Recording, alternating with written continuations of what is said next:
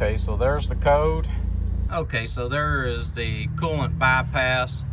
We've already unplugged it, but that's what we're going after to get changed out on this thing.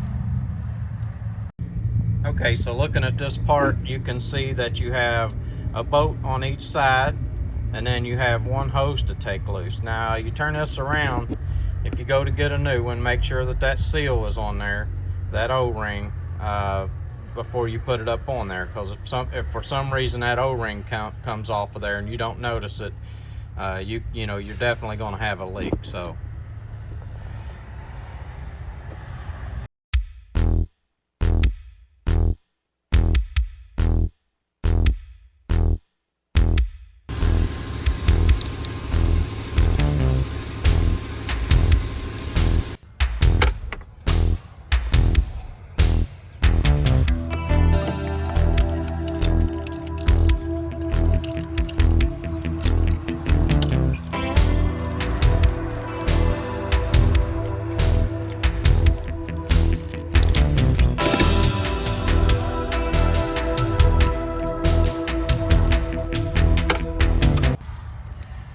alright guys, so that's evidence that someone's already been into this, because these don't have a hose clamp on them like that.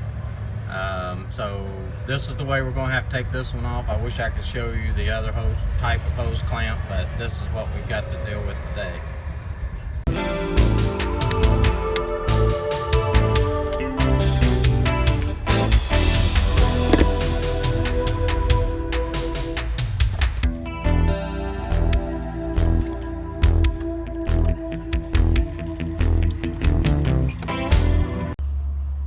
Okay, so we've got the old one off of it.